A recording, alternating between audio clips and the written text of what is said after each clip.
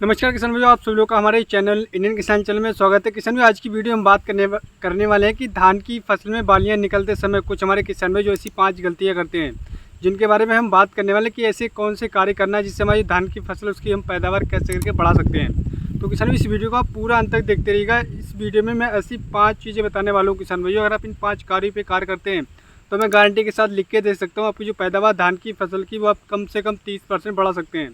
तो इसके लिए आप इस वीडियो को पूरा अंत तक देखते रहिएगा। यदि आप हमारे चैनल पर नए हैं तो कृपया करके हमारे चैनल को सब्सक्राइब करिएगा और हमारे इस वीडियो को अधिक से अधिक हमारे सभी किसान भाई तक, जो हमारे युवा किसान भाई जिन्होंने हाल ही में किसानी स्टार्ट करी है, वो अपने एग्रीकल्चर में करियर बनाना चाहते हैं, तो उन तक हमारी बातें पहुँच सके तो ज़्यादा से ज़्यादा शेयर करिएगा हमारे इस वीडियो को। तो आइएगा हम शुरू करते हैं किसान भाई कि ऐसे कौन सी 5 गलतियाँ हैं जो हमें नहीं करना चाहिए धान की फसल में जो हमारी बालियाँ निकल रही हों। क्योंकि किसान भाई, इससे पहले मैंने वीडियो बनाई थी, उस पर हमारे बहुत सारे किसान भाइयों के कमेंट आए थे, क्योंकि वो वीडियो मैंने करीब 1 महीना पहले बनाई थी। तो इस वीडियो को मैं दोबारा इसलिए बना रहा हूँ क्योंकि जो हमारे किसान भाइयों के कमेंट करीब 150 से ज़्यादा कमेंट आए थे उस वीडियो पर, और बहुत सारे हमारे किसान भाइयों के कॉल भी आए थे और मैसेज भी आए थे। तो इसलिए मैं इस वीडियो को दोबारा बना रहा हूँ क्योंकि काफ़ी हमारे किसान भाई ऐसी गलतियाँ कर रहे हैं जिस वजह से उनकी जो पैदावार वो घट रही है। तो वो सारी चीज़ें नज़र रखती हूँ तो मैं इस वीडियो को दोबारा बना रहा हूँ। तो किसान भाई, इस वीडियो को बहुत ही ध्यानपूर्वक देखिएगा। जो मैं आपको 5 कार्य बताने वाला हूँ, इन 5 कार्यों को आप करेंगे तो मैं गारंटी के साथ कह सकता हूँ आपकी जो पैदावार है वो 30% आप अधिक ले सकते हैं। आइए हम शुरू करते हैं किसान भाई। जो सबसे पहली गलती हमारे काफ़ी किसान भाई कर रहे हैं, उनको पता नहीं कि ऐसा क्या करना है। किसान भाई, वो सबसे पहली गलती कि NPK के साथ में फंगिसाइड, इंसेक्टिसाइड, इन दोनों का मिक्स करके स्प्रे कर रहे हैं। किसान भाई, अगर आपकी बालियां निकल रही हैं उस समय पर आप कोई भी कीटनाशक या फंगिसाइड का स्प्रे करते हैं, तो जैसे कि किसान भाई आपको पहले से ही पता है कि फंगिसाइड और कीटनाशक अगर हम साथ में स्प्रे करते हैं, इसमें जो केमिकल जो होते हैं वो रिएक्ट करते हैं। रिएक्ट करने के बाद रिएक्शन होता है किसान भाई, जिससे हमारी धान की फसल में बहुत ही उल्टा रिजल्ट देखने को मिलता है। काफ़ी हमारे किसान भाई की फसलें बर्बाद हो गई इस चक्कर में। तो किसान भाई, आपको ऐसी गलती बिल्कुल नहीं करना है कि अगर आप स्प्रे करना चाहते हैं जैसे कि NPK, बोरोन और प्लस इंसेक्टिसाइड, तब आप इस कॉम्बिनेशन में कर सकते हैं। दूसरा कॉम्बिनेशन है NPK प्लस बोरोन या प्लस फंगिसाइड, यानी कि फंगिसाइड NPK का और बोरोन का स्प्रे कर सकते हैं, दूसरा NPK, बोरोन और कीटनाशक का प्रयोग कर सकते हैं। इन दोनों का प्रयोग अगर आप ऐसे करके करेंगे किसान भी, तो अपनी धान की फसल से जो बहुत सारे जो अनचाहे रोग लग जाते हैं जिससे हमारी धान की फसल में रिएक्ट करते हैं। काफ़ी हमारे किसान भी गलती करते हैं, फंगिसाइड, कीटनाशक का एक साथ में स्प्रे कर देते हैं, उनको रिजल्ट बाद में दिखाई देता है क्योंकि काफ़ी ज़्यादा हमारे किसान की फसलें बर्बाद हुई इस चक्कर में। तो आपको ऐसी गलती बिल्कुल भी नहीं करना है। आप किसान में इस गलती को आप काफ़ी हमारे किसान में कर रहे हैं, तो आप इस गलती को मत करिएगा, रोक दीजिएगा, आपकी पैदावार घट जाएगी। नहीं तो आप एक कार्य कर सकते हैं कि पहले आप कीटनाशक का स्प्रे करें, आपको लगता है कि फंगस काटेगा, फिर करीब 3 से 4 दिन या 5 दिन के बाद आप फंगिसाइड का स्प्रे कर दें, तब आपको अच्छा रिजल्ट देखने को मिलेगा। अब बात करते हैं कि दूसरी गलती हमारे किसान भाई कर रहे हैं। बहुत सारे किसान भाई के कमेंट भी आते हैं कि बालियां निकलते समय, जैसे कि उनकी बालियां निकल आई हैं 50% से ऊपर, 50 से 70% की बालियां निकल आई हैं, तो बोल रहे हैं कि क्या हम इस समय पर स्प्रे कर सकते हैं। तो किसान भाई, जब आपकी बालियां निकल रही तो उस समय पर आप स्प्रे करेंगे, NPK का स्प्रे करेंगे या कोई भी आप स्प्रे करना चाहते हैं, तब आप बालियां निकलने से 20% तक आप बालियां निकल रही तो आप NPK का स्प्रे कर सकते हैं। और वहीं आपकी बालियां 50 से 70% निकल रही तो आप कोई भी स्प्रे करते हैं तो आपका पैसा, टाइम सब बर्बाद, मेहनत आपकी बर्बाद जाएगी, क्योंकि उस समय पर आपको कोई भी अच्छा रिजल्ट देखने को नहीं मिलेगा। तो ये हमारी दूसरी गलती हमारे बहुत सारे किसान भी कर रहे हैं कि बालियां निकलने से 50 से 70% निकल आई उनकी बालियां, फिर भी वो स्प्रे का प्रयोग कर रहे हैं। किसान भी, आप पैसा और टाइम और मेहनत दोनों बर्बाद कर रहे हैं, तो आपको ऐसा कार्य बिल्कुल नहीं करना है। अब बात कर लेते हैं कि तीसरी जो गलती हमारे बहुत सारे हमारे किसान भाई करते हैं, करते चले आ रहे हैं, क्योंकि वो किसान भी परंपरागत खेती कर रहे हैं तो उनको वही भेड़ चाल में चल रहे हैं। तो ऐसा आपको बिल्कुल नहीं करना। वो कार्य ये है किसान भाइयों की बालियाँ निकलने के बाद, यानी कि जो बालियाँ निकल रही होती हैं या फिर निकलने के बाद हमारे बहुत सारे किसान यूरिया का प्रयोग करते हैं।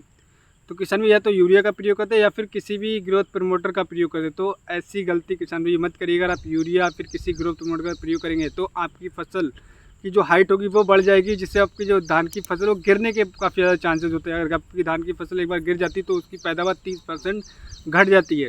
तो किसान भाई, आपको जो यूरिया का प्रयोग करती है, यूरिया से बहुत सारे ऐसे फंगस का प्रकोप देखने को मिलता है जिससे हमारी धान की फसल एकदम बर्बाद हो जाती है और उसकी जो हाइट होती है वो काफ़ी ज़्यादा बढ़ जाती है, क्योंकि यूरिया का कार्य वेजिटेटिव ग्रोथ को मेंटेन करना होता है, यानी बढ़ाना होता है।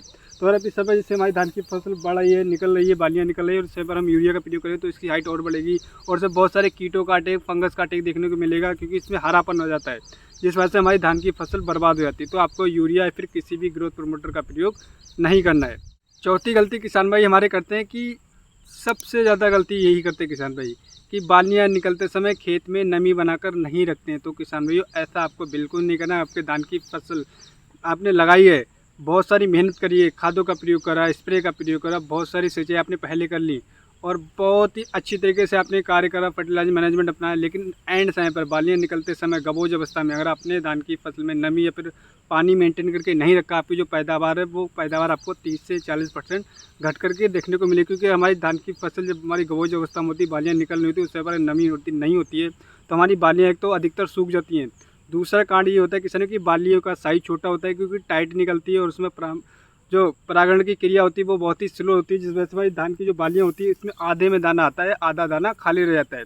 तो ये कारण किसान भाई बहुत ही अधिक देखने को मिलता है। काफ़ी हमारे किसान भाई गलती करते हैं कि खेत में जो नमी है उसको मेंटेन करके नहीं रखते हैं। तो किसान ये बालियाँ जब आपकी निकल रही है गबोज अवस्था में या फिर बालियाँ आपकी निकल आई हैं, आपको नमी बनाकर नमी मेंटेन करके अवश्य रखना है और कम से कम 1 से 1.5 इंच पानी बनाकर रखेंगे तो आपको बहुत ही अच्छा रिजल्ट देखने को मिलेगा। आपकी जो पैदावार वो कम से कम 30% बढ़ जाएगी। तो आपको चौथा कार्य नमी बनाकर बहुत ही अच्छी तरीके से रखना है। और पांचवा कार्य किसान में ऐसा कार्य है जो मैं आपको बताने वाला हूँ, ये कार्य आपको कोई भी नहीं बताएगा।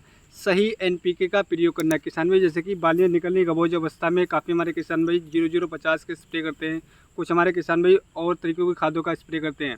तो किसान भाई ऐसा नहीं करना है। गबोज अवस्था में किसान भाइयों आपको NPK 05234 का प्रयोग अवश्य करना है। क्योंकि किसान में गबोज अवस्था में आप NPK 05234 का प्रयोग करते हैं, क्योंकि इससे पहले मैं वीडियो बना चुका हूँ NPK 05234 की, तो आप वो वीडियो देख सकते हैं। उसमें मैंने आपको संपूर्ण जानकारी दी कि आप गबोज अवस्था में NPK 05234 का प्रयोग करें तो उसमें क्या क्या फ़ायदे देखने को मिलते हैं। क्योंकि किसान भी इस समय पर हमारी जो धान की फसल होती है उसमें पर फास्फोरस और पोटास की बहुत ही अधिक आवश्यकता होती है। तो अगर आप फास्फोरस पोटास की आवश्यकता पूरी कर देंगे तो हमारी जो पैदावार वो कहीं ना कहीं बढ़कर निकल करके आएगी। दूसरा किसान भाई, हमारे काफ़ी किसान भाई बोलते हैं कि क्या हमें पोटास का प्रयोग करना चाहिए गबोज अवस्था में या फिर नहीं करना चाहिए। किसान भाई मैं आपको बताना चाहूँगा, अगर आपने धान की रोपाई करी और अभी तक अगर पोटास का प्रयोग नहीं करा है तो आप एक बार पोटास का प्रयोग कर लीजिएगा। क्योंकि पोटास हमारी धान की फसल के बहुत ही महत्वपूर्ण पोषक तत्व है। क्योंकि पोटास जो हमारे दाना वर्गीय फसलें होती है उसके दाने का साइज चमकदार, मोटा, वजनदार बनाने में काफ़ी ज़्यादा सहायता करती है। पोटास के ऊपर भी मैं वीडियो बना चुका हूँ, वो वीडियो का लिंक भी आपको डिस्क्रिप्शन में मिल जाएगा। उस वीडियो को भी आप देख सकते हैं कि पोटास के क्या महत्व है हमारी धान की फसल में। तो आप 1 एकड़ में अपनी एरिया के हिसाब से 20 से 25 किलोग्राम पोटास लीजिएगा और बालू रेता में मिक्स करके लगाइएगा। काफ़ी हमारे किसान में यूरिया में मिक्स करके लगाते हैं, तो ऐसा आपको नहीं करना है। आप बालू रेता लाइएगा 20 किलोग्राम और 20 किलोग्राम पोटास, उन दोनों को मिक्स करके आप एक बार दे दीजिएगा। अगर आपकी बालियाँ निकल आई तो उस समय पर आप वाटर सोल्युबल NPK का प्रयोग करिए, यानी कि वाटर सोल्युबल पोटास का प्रयोग करिए, जो कि आता है NPK 0050। आप इस खाद का स्प्रे कर दीजिए 1 एकड़ में। उसके साथ में प्लस आप बोरोन ले लीजिएगा 100 से लेकर 150 ग्राम और एक स्प्रे कर दीजिएगा। आपकी जो धान की जो बालियाँ होंगी उसका साइज़ बहुत ही ज़बरदस्त देखने को मिलेगा। क्योंकि बोरोन और NPK 0050 के बहुत ही ज़्यादा महत्व हमारी धान की फसल में होता है। और आप इस बार स्प्रे करेंगे तो हमारा दाना मोटा, चमकीला, वजनदार होगा। अगर हमारा दाना मोटा, चमकीला, वजनदार होगा तो हमारे जो पैदावार है वो कहीं ना कहीं अधिक निकल करके आएगी और हमें मार्केट में प्राइस भी अच्छा देखने को मिलेगा। क्योंकि हमारा धान देखने में काफ़ी ज़्यादा अच्छा होगा तो हमें मार्केट में प्राइस भी उसी हिसाब से मिलता है। तो आप इन तरीके जो 5 कार्य किसान में मैंने आपको बताए थे, तो अगर आप इन 5 कार्यों पे कार्य करते हैं तो अपनी धान की फसल से मैं गारंटी के साथ लिख के बोल सकता हूँ कि समय आपकी जो पैदावार हो 30% अधिक निकल करके आएगी। क्योंकि ऐसे जो उपाय मैंने आपको बताया किसान, वो कोई भी किसी भी चैनल पर आपको नहीं मिलेगी। मेरा खुद का एक्सपीरियंस आप मेरे धान की फसल देख सकते हैं, मैं इस पर 2 स्प्रे कर चुका हूँ। तो आप भी जो मैंने बताया था आपको NPK 05234 प्लस NPK 0050 का स्प्रे कर चुका हूँ और उसमें एक फंगस का और एक कीटनाशक का स्प्रे कर चुका हूँ और हमारी धान की फसल ऑलमोस्ट 20% पक चुकी। तो हमारी ये करीब 1 हफ्ता 10 दिन में धान की फसल कटने वाली है। तो आप इस तरीके से अपनी धान की फसल में कार्य करके अपनी धान की फसल से बेहद अच्छा रिकॉर्ड और पैदावार ले सकते हैं। उम्मीद करता हूँ मैं आपको एक सही और एक सटीक जानकारी दे पाऊँ। अगर हमारी वीडियो आपको पसंद है तो हमारे चैनल को सब्सक्राइब करना बिल्कुल भूलिएगा और हमारे वीडियो को अधिक से अधिक हमारे युवा किसान भाई तो शेयर करिए, जिससे जो हमारी बातें उन तक पहुँचे वो अपनी धान की फसल से बेहद अच्छा रिकॉर्ड और पैदावार ले सके। तो अगली वीडियो मिलता है दोस्तों नई वीडियो में नई जानकारी के साथ। धन्यवाद किसान भाई।